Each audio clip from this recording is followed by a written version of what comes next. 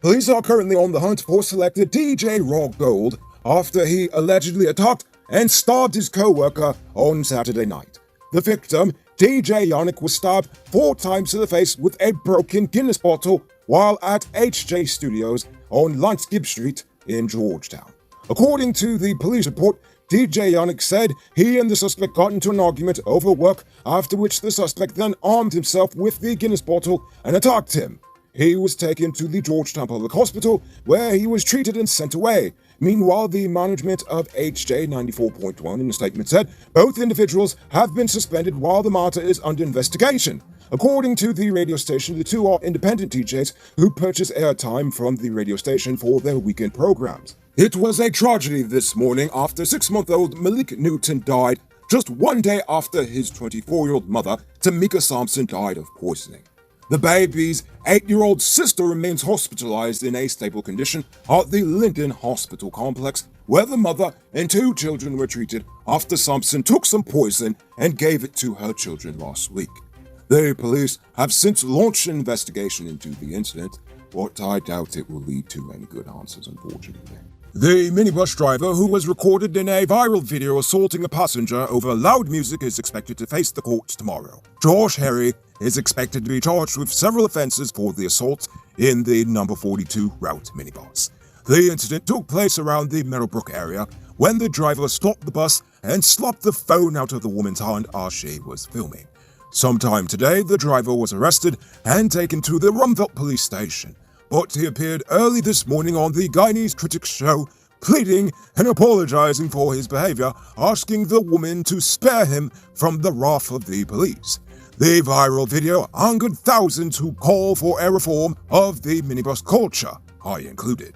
Loud music is prohibited in public transportation, yet minibuses are heard every day with boom boom boxes as loud as can be.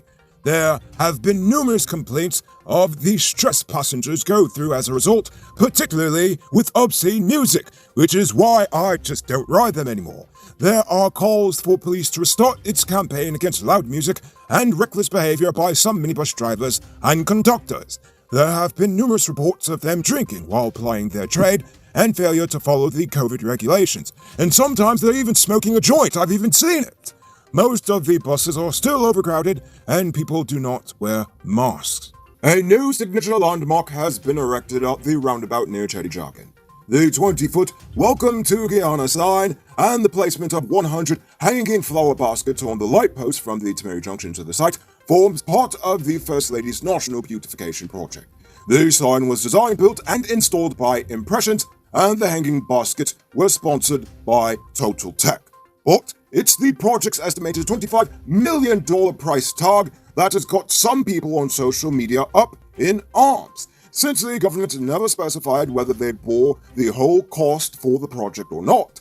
Some people are still upset as they feel the money could have been better spent elsewhere, especially since the government is always complaining about how Apnu thief all the nation's money.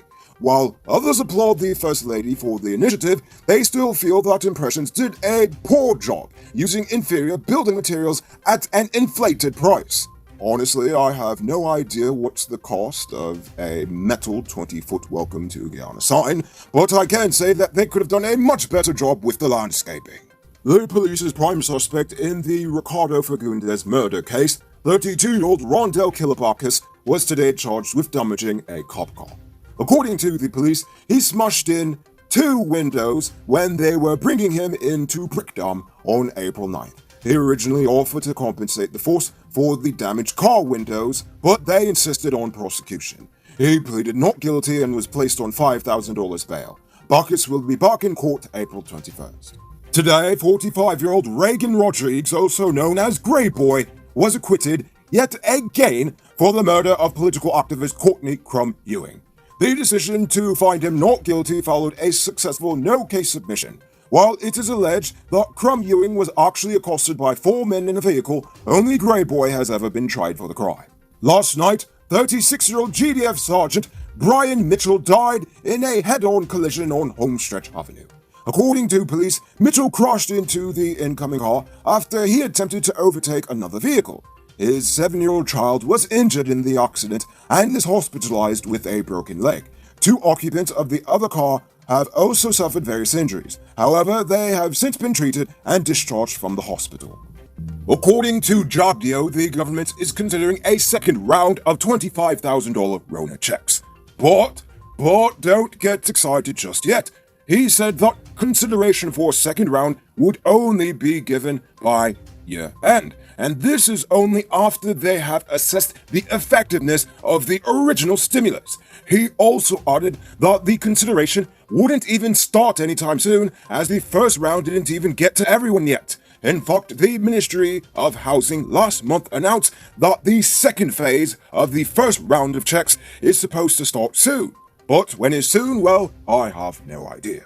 Yesterday morning, 74-year-old bedridden cancer patient Vancy Hodge died, presumably from smoke inhalation after a fire erupted in her neighbor's yard in Sofia.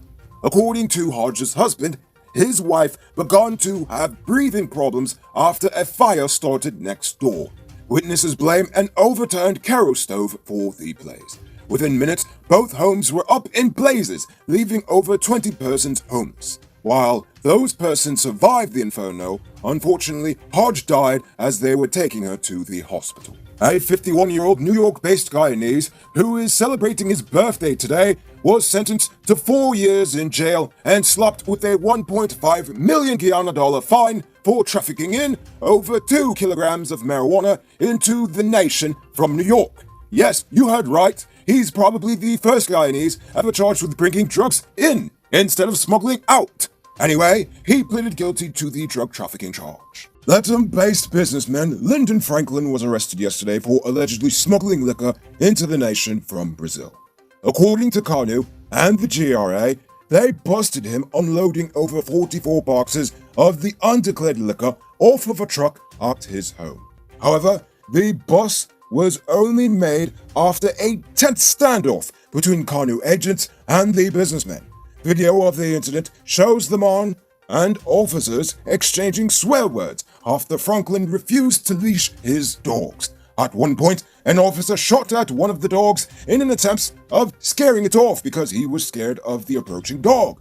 Franklin is expected to be charged and placed before the Latham's Magistrate Court for breaches of the Customs Act. Today, Harman dismissed any expectations of the opposition participating in a COI into last year's elections, as he continues to peddle the false belief that his party did actually win the elections.